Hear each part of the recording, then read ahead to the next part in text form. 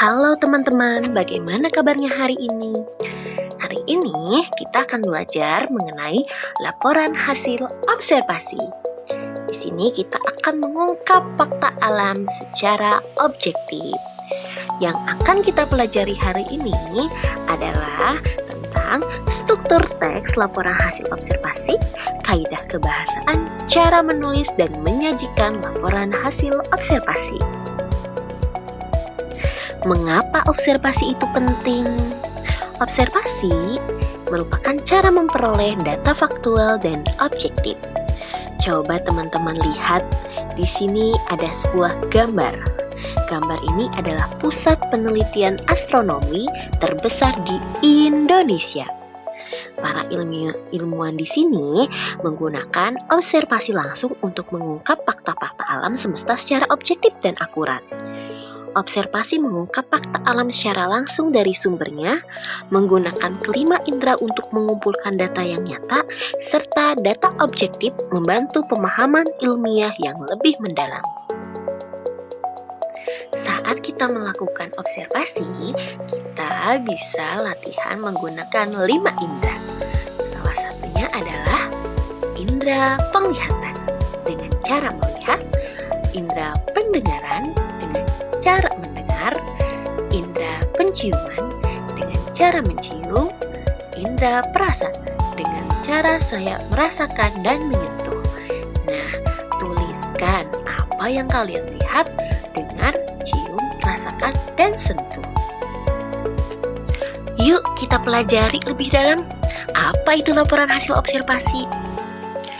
Laporan hasil observasi adalah teks faktual yang menyajikan informasi secara objektif berdasarkan hasil pengamatan.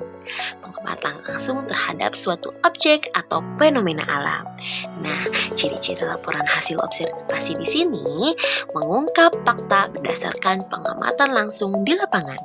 Berisi informasi yang diperoleh melalui kelima indera, melihat, mendengar, mencium, merasakan, menyentuh, harus sesuai data lapangan tanpa opini atau penilaian pribadi, bersifat ilmiah, sistematis dan dapat dipertanggungjawabkan, serta memiliki tujuan laporan hasil observasi. Di antaranya adalah menyampaikan informasi faktual secara objektif kepada pembaca sehingga pembaca memperoleh pemahaman yang akurat tentang objek yang diamati.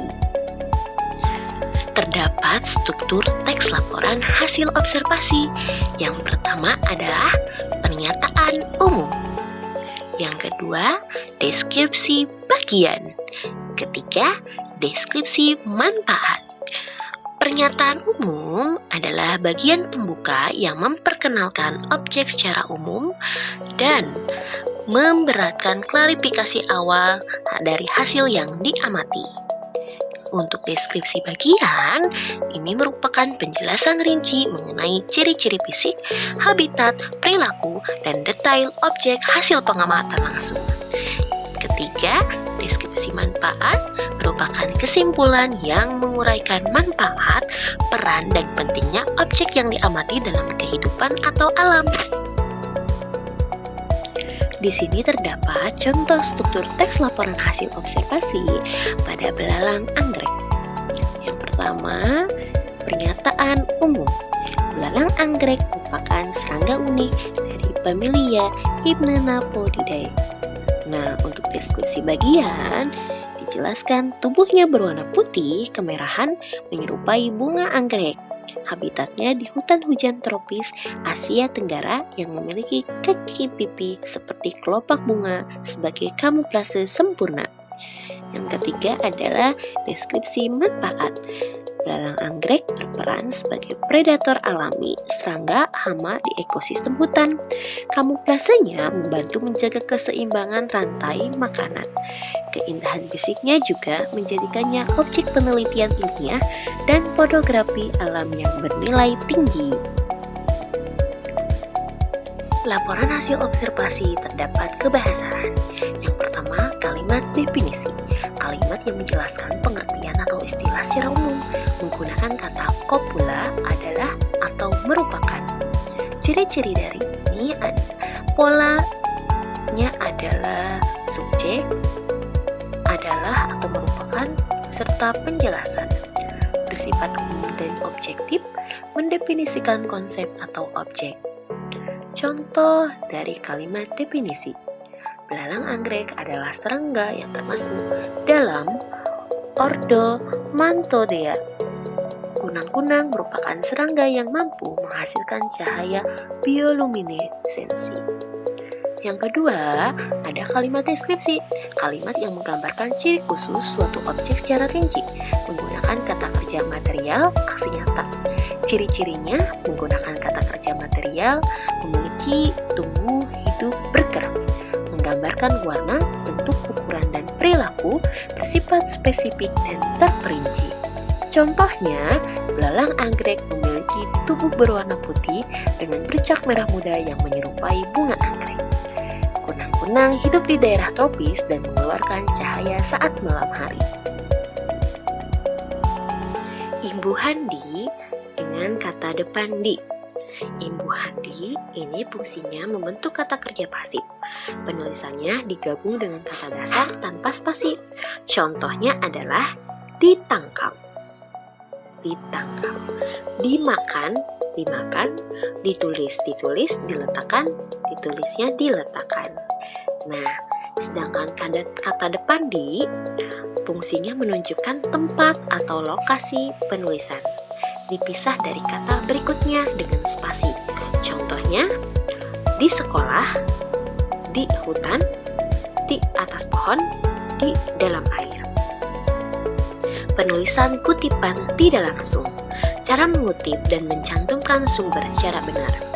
Kutipan tidak langsung adalah penyampaian ulang ide atau informasi dari sumber lain menggunakan kata-kata sendiri tanpa mengubah makna aslinya. Contohnya format 1. Nama penulis disebut dalam kalimat menurut Arif dalam kurung 2021. Kunang-kunang menghasilkan cahaya melalui reaksi kimia yang disebut bioluminesensi. Sedangkan format 2, sumber dicantumkan di akhir kalimat. Contohnya, kunang-kunang menghasilkan cahaya melalui reaksi kimia yang disebut bioluminesensi. Dalam kurung, di akhir adalah Arif 2021. Mencantumkan sumber sangat penting untuk menghindari plagiarisme, menghormati karya penulis asli, dan menunjukkan kredibilitas tulisan. Biasanya gaya sitasi Chicago Manual Style, contoh daftar pustakanya adalah Arif Budi 2021, Serangga Bercahaya di Hutan Tropis, Jakarta, Pustaka Ilmu. Contoh penulisan kutipan dan daftar pustaka. Contohnya bisa dilihat di bawah ini. Pertama, kutipan buku dan artikel. Format CBS pada buku, di sini penulis, tahun, judul buku, kota, penerbit. Sedangkan pada sumber digital dan internet ada judul artikel, nama situs, tanggal publikasi, dan URL atau diakses tanggal aksesnya. Contoh informasi dan hasil kutipan. Kalimat informasi aslinya contohnya adalah pohon madu dapat mencapai tinggi 80 meter dan menjadi tempat tinggal ribuan koloni lebah madu liar. Lebah madu menghasilkan madu berkualitas tinggi yang kaya antioksidan dan bermanfaat bagi kesehatan manusia. Sumber Jurnal Kehutanan Indonesia 2021. Nah, jika diubah menjadi hasil kutipan tidak langsungnya, menurut Jurnal Kehutanan Indonesia 2021, pohon tualang yang tingginya bisa mencapai 80 meter merupakan habitat alami lebah madu liar yang menghasilkan madu berkualitas tinggi dan bermanfaat bagi kesehatan. Nah, di sini juga kalian belajar langkah menulis laporan hasil observasi. Setelah sebelumnya kalian mempelajari materinya, ada beberapa langkah menulis laporan hasil observasi. Salah satunya adalah, pertama, tentukan objek. Pilih objek observasi yang menarik dan dikuasai. Lalu buat panduan pengamatan yang rinci sebelum turun ke lapangan. Kedua, lakukan observasi. Gunakan 5 indera untuk mengamati objek objek secara langsung dan dokumentasikan hasil pengamatan dengan foto, video, atau sampel. Ketiga, susun laporan. Susun kerangka laporan sesuai struktur, pernyataan umum, deskripsi bagian, dan deskripsi manfaat secara sistematis. Di sini juga terdiri dari kerangka laporan hasil observasi. Yang pertama, struktur umum, ada pernyataan umum, deskripsi bagian, dan deskripsi manfaat. Ada rincian topik, identitas dan klasifikasi objek, ciri fisik, habitat, perilaku, peran, dan manfaat di alam. Yang ketiga, pengembangan. Kalimat definisi dan deskripsi, data hasil pengamatan, dan kesimpulan objektif.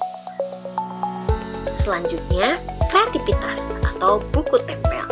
Nah, sajikan laporan hasil observasimu secara kreatif melalui buku tempel atau scrapbook yang menarik dan informatif.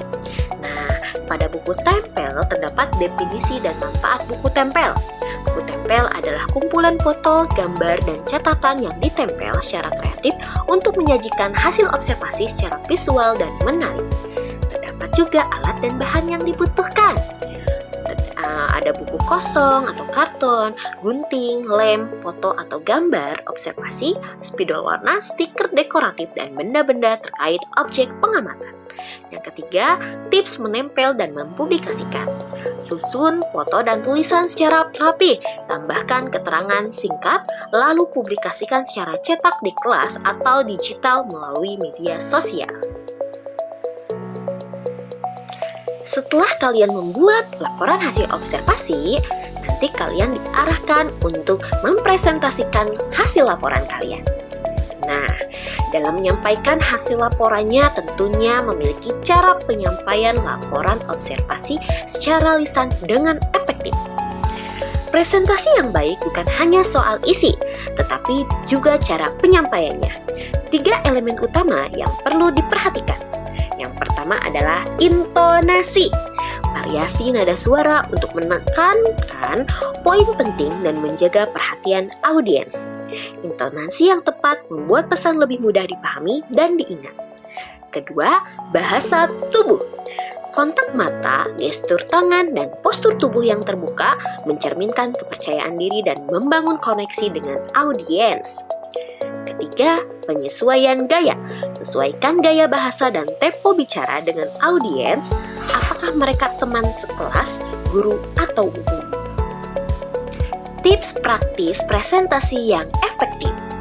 Yang pertama, latihan berbicara. Latih berbicara dengan intonasi variatif agar penyampaian lebih hidup dan menarik perhatian audiens. 2. Fokus pada poin penting. Sampaikan poin-poin utama secara ringkas. Hindari membaca teks panjang agar audiens tetap tak fokus. 3. Gunakan alat bantu visual. Manfaatkan gambar, slide, atau media visual untuk memperjelas informasi dan memperkuat pesan laporan. Yang keempat, libatkan audiens. Ajukan pertanyaan atau diskusi singkat untuk melibatkan audiens dan membuat presentasi lebih interaktif. Nah, jadi poin utama dari sini, kalian harus semangat dalam menyampaikan presentasinya supaya terlihat lebih menarik. Ringkasan materi. Nah, sebelumnya kalian sudah mempelajari ini ya, pengertian dan tujuan, struktur teks, kaidah kebahasaan, dan menulis dan menyajikan sebuah teks. Di sini, kalian akan mengulas kembali pengertian dan tujuan, yaitu laporan hasil observasi adalah teks faktual objektif berdasarkan pengamatan langsung menggunakan kelima indera. Yang kedua ada struktur teks. Dari struktur teks terdiri dari pernyataan umum, deskripsi bagian, dan deskripsi manfaat atau kesimpulan. Ketiga ada kaidah kebahasaan. Terdapat kaidah kalimat definisi dan deskripsi, penggunaan imbuhan di versus kata depan di, serta penulisan kutipan tidak langsung. Keempat, menulis dan menyajikan. Tentukan objek, buat panduan, lakukan observasi, susun kerangka, dan sajikan secara kreatif, scrapbook atau lisan. Setelah kalian mempelajari materi tentang laporan hasil observasi, kalian dituntut untuk latihan identifikasi kalimat untuk memperdalam pemahaman materi kali ini. Yang pertama adalah pada identifikasi kalimat, carilah kalimat definisi dan kalimat deskripsi minimal 2 kalimat. Nah, pada teks kunang-kunang dan kunang-kunang yang perlahan menghilang, tandai dan catat temuanmu. Latihan selanjutnya, temukan kesalahan penulisan imbuhan pada teks kunang-kunang yang perlahan menghilang. Jadi pada hal ini, untuk kegiatan dan latihan mandiri ini, salah satunya adalah menulis laporan hasil observasi, membuat buku tempel, pengamatan dan presentasi perbaikan kalimat imbuhan D. Nah, pilih salah satu objek di sekitarmu, lakukan pengamatan, lalu tulis laporkan hasil observasi sesuai struktur teks yang telah dipelajari. Kemudian dokumentasikanlah hasil observasimu dalam bentuk buku tempel, sketchbook dengan foto, gambar, dan catatan menarik. Selanjutnya, presentasikan laporanmu di depan kelas, lalu temukan dan perbaiki kesalahan penulisan imbuhan di dalam teks observasimu. Terima kasih. Ada pertanyaan atau tanggapan? Kami siap berdiskusi dan menjawab setiap pertanyaan kalian. Sampai jumpa di pelajaran berikutnya.